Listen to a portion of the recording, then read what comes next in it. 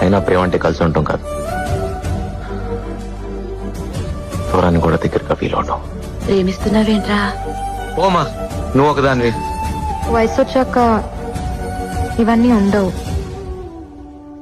అప్పుడు జ్ఞాపకాలతో ప్రేమించుకోవాలి. దానికి అసలు పెళ్ళే కాలేదు. అతని మనసులోనే కాదు, బ్రతుకులో కూడా ఉంది నువ్వే. ఇంకెవ్వరూ లేరు, రారు.